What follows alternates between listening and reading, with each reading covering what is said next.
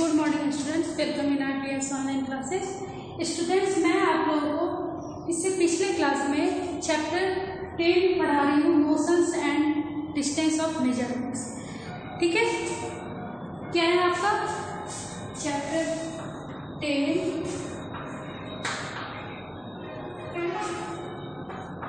Motions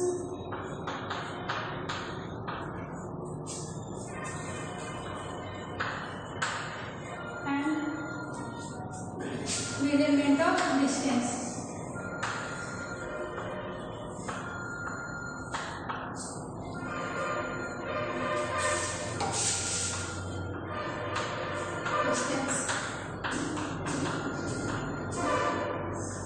आप लोगों को मैं बताई थी कि ट्रांसपोर्टेशन पहले के ज़माने में एंशिएंट टाइम्स में कैसा हो रहा था उसके बारे में, कि पहले जो है सो लोग एक जगह से दूसरी जगह जो है या सामान को लेके जाने के लिए या तो वो पैदल चलते थे, नहीं तो एनिमल्स के बैग का इस्तेमाल करते थे।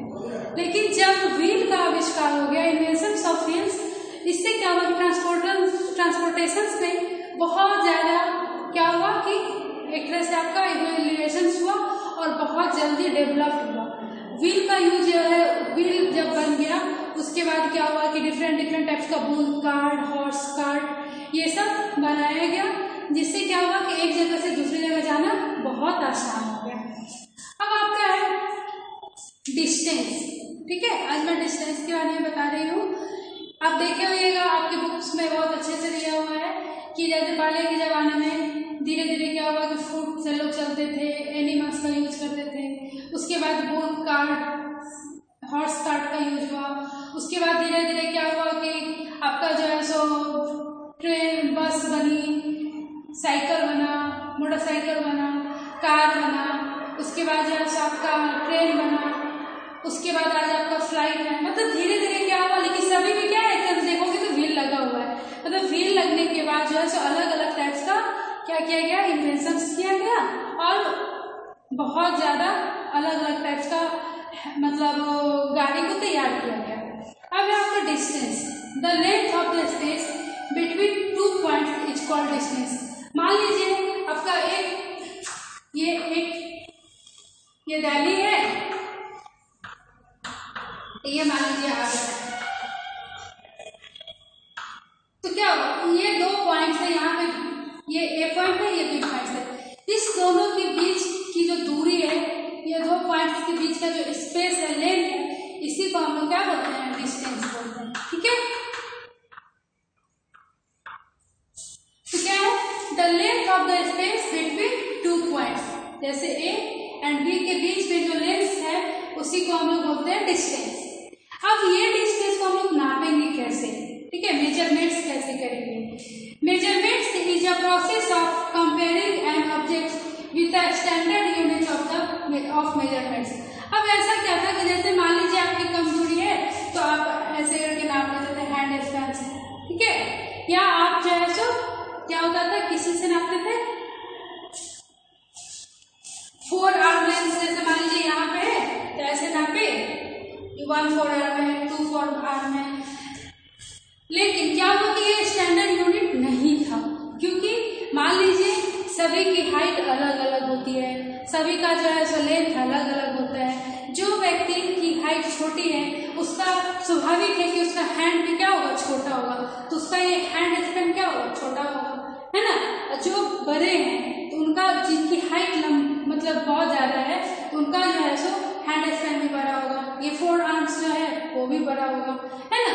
तो क्या हुआ कि पहले के ज़माने में, जैसे पहले के ज़माने में हम देखे थे कि लोग जो है सो पैदल एक जगह से दूसरी जगह जाते थे या एनिमल्स का यूज करते थे, एनिमल्स के बैग का, उसी तरह से पहले के ज़माने में जो मेजरमेंट्स होता था वो हैंड स्पैन से होता था, 4 आर्म लेंथ होता था एंड फुट स्टेप से होता था। ठीक है, लेकिन धीरे धीरे क्या हुआ कि चूंकि जैसे आपके ट्रांसपोर्टेशन में इन्वेंशन हुआ, उसी तरह से क्या हुआ कि एक नीड हुआ सही मेजरमेंट्स का। मान लीजिए अगर आप दुकान में जाते हो क्लॉथ्स लेने के लिए, अगर आपके यूनिफॉर्म बनवाने हैं, तो आप जब जाते हो दुकान में तो वो मीटर रखे होते हैं, ठीक है, क्योंकि हम लोग जो भी कपड़ा लेते हैं वो मीटर्स में लेते हैं, तो वो मीटर्स का यूज करते हैं। ठीक, वही क्लॉथ्स लेके जब हम लोग टेलर्स के करते हैं, टेप से करते हैं, क्योंकि हमको मीटर्स में उसका उस मीटर्स के कपड़े को क्योंकि उसको थोड़ा छोटा अमाउंट में करना है तो वो क्या करता है, टेप का यूज करता है। ठीक है, तो ऐसे करके धीरे धीरे क्या हुआ कि आपका इससे भी जो है बहुत ज्यादा डेवलपमेंट हुआ। तो अब है कि need of standard units of measurements, क्यों नीड पड़ा, इसीलिए we can measure length of an object by using hand span. हम लोग किस चीज का यूज करते थे, हैंड स्पैन का यूज करते थे। हैंड स्पैन मैं आपको समझा दी हूँ, जैसे यहाँ से और अगर आपकी ये दूरी और ये दूरी, ये दोनों क्या हो, ये वाला जो दूरी है इसी को हम लोग हैंड स्पैन बोलेंगे। ठीक है, उसी तरह से 4 आर्म लेंथ यहाँ से और इतना दूरी का जो दूरी हुई इसको हम लोग 4 आर्म स्पैन बोलेंगे।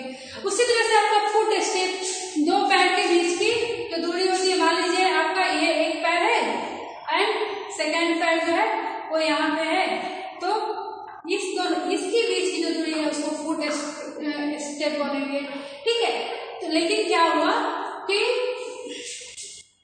Can not be used as standard unit, ये स्टैंडर्ड यूनिट में नहीं हुआ because their length is not same, क्योंकि इसकी लेंथ जो थी वो सेम नहीं थी। ठीक है, तो अब जो है स्टैंडर्ड यूनिट, स्टैंडर्ड जो मेजरमेंट हुआ उसका जो है सो मीटर्स है, किलोमीटर्स है, सेंटीमीटर्स है, इस सब के बारे में मैं अभी आपको बता रही हूँ।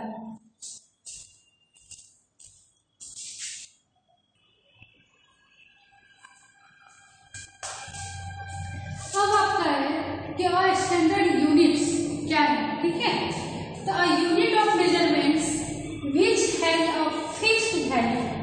आप देखें कि जैसे पिछले पहले के जमाने में एंशिएंट टाइम्स में हैंड स्पैन का यूज होता था, फुट का यूज होता था, फुट स्टेप्स का, आर्म्स का, तो इस सब का क्या होता था, वैरी करता था। ठीक है, तो ऐसा हुआ कि जैसे मान लीजिए कोई सामान, कोई गुड्स जो है वो यहाँ पे अगर किया गया हैंड स्पैन से तो पता चला कि वो 5 हैंड स्पैन है, एंड दूसरी जगह जब गया, दूसरे कंट्री में जब गया तो पता हुआ क्या कि 4 स्पैनिंग हुआ, 4 हैंड स्पैनिंग हुआ या 6 हैंड स्पैन हो गया, या थोड़ा बढ़ गया, थोड़ा घट गया, तो उससे क्या होती थी कि बहुत ज़्यादा प्रॉब्लम शुरू हुई। तो क्या हुआ कि एक स्टैंडर्ड, टोटल जो बहुत सारे कंट्रीज के जो आपके साइंटिस्ट थे वो मिल करके एक मीटिंग किए और उसके बाद उन्होंने बताया कि नहीं, एक स्टैंडर्ड यूनिट होना चाहिए जिससे क्या हो कि वो वैरी नहीं करे।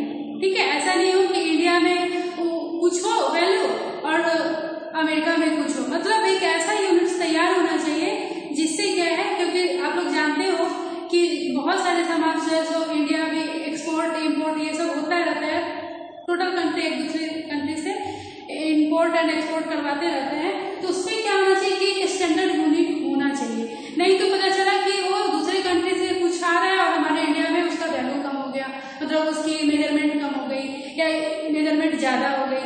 तो इसके लिए क्या हुआ कि टोटल वैज्ञानिक सब जो मिल करके और एक स्टैंडर्ड यूनिट्स बनाए। ठीक है, unit of measurements which has a fixed value which does not change person to person और प्लेस टू प्लेस। एक वैसा वैल्यू होना चाहिए जो आपका चेंज नहीं हो एक जगह से दूसरे जगह जाने पे, या पर्सन टू पर्सन, एक आदमी के पास एक व्यक्ति उसको नाप रहा है तो आपका 2 हैंड स्पैन हो रहा है एंड दूसरे आदमी जो है जिसका हाइट छोटा है वो नाप रहे हैं तो 2.5 हैंड स्पैन हो रहा है, वैसा नहीं होना चाहिए। ठीक है, is called the standard unit of measurement. ठीक है, तो इसी को हम लोग स्टैंडर्ड यूनिट ऑफ मेजरमेंट बोलते हैं। ये जो यूनिट है वो ऑल ओवर वर्ल्ड में एक समान है। अगर 1 मीटर इक्वल टू 100 सेंटीमीटर होता है तो वही वैल्यू अगर आप यूएसए में भी चले जाओगे तो वही वैल्यू होगा, 1 metre is equal to 100 centimetre. ऐसा नहीं होगा कि वहाँ पे आपका 102 सेंटीमीटर हो जाएगा या कुछ, मतलब इक्वल वैल्यू रहेगा ऑल ओवर वर्ल्ड में। उसी तरह से किलोमीटर है, 1000 मीटर इक्वल टू 1 किलोमीटर होता है, तो उसका वैल्यू भी हर जगह एक ही टाइप का रहेगा। ठीक है बेटा, अब आपका every measurement consist of a number and units. आप देखते होंगे कोई भी चीज को, कोई भी सामान को अगर आप मेजरमेंट करते हो तो उसमें कुछ न कुछ नंबर चढ़ाते हैं। Every measurement consist of a numbers and a unit. जैसे मान लीजिए अगर आप ये स्टिक है, इस स्टिक्स को अगर आप नापोगे, ये मान लीजिए 1 मीटर होगा, तो आप इसको क्या लिखोगे, 1 मीटर। तो 1 क्या हो गया आपका, एक नंबर हो गया, और मीटर क्या हो गया, यूनिट्स हो गया। उसी तरह से अगर आप ये पेज को नापते हो या ये ब्लैक बोर्ड्स को नापते हो, तो ये मान लीजिए 2 मीटर्स का हो गया, 2.5 मीटर्स का हो गया, तो आप 2.5 मीटर्स या 2 मीटर, मतलब एक नंबर डालते हो और 1 मीटर डालते हो, तो 2 मीटर हो गया, 5 किलोमीटर हो गया। ठीक है बेटा, अभी तक जो पढ़ा है वो समझ में आ गया। अब ये क्या है, ऐसा यूनिट्स ऑफ लेंथ, ऐसा यूनिट्स ऑफ लेंथ क्या है, तो मीटर्स है। ठीक है, ऐसा आई यूनिट्स मतलब हो गया, एस मतलब स्टैंडर्ड यूनिट्स। ठीक है, अब एक आप देखिएगा कि 3 टाइप्स का सिस्टम था। एक था FPS, हाँ, जैसे लेंथ, मास और टाइम को मेजरमेंट किया गया था मेनली। हाँ, लेंथ को कैसे, लेंथ को मतलब मेजरमेंट करना है, मास को कितना करना है, एंड टाइम को क्या करना है। तो एक FPS सिस्टम था जिसमें F को लेंथ में फुट बोलते थे और मास पाउंड्स में आता था एंड टाइम जो है वो सेकेंड में आता था। उसी तरह से आपका एक CGS सिस्टम था। C मतलब सेंटीमीटर्स, लेंथ को इसमें हम लोग क्या करते थे, सेंटीमीटर में मेजरमेंट करते थे।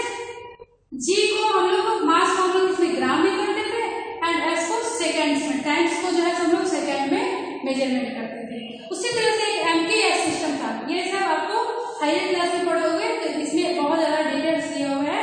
एक MPS सिस्टम था जिसमें लेंथ को किस में मापा जाता था, मीटर्स में, एंड मास को किलोग्राम्स में एंड टाइम्स को सेकंड्स में।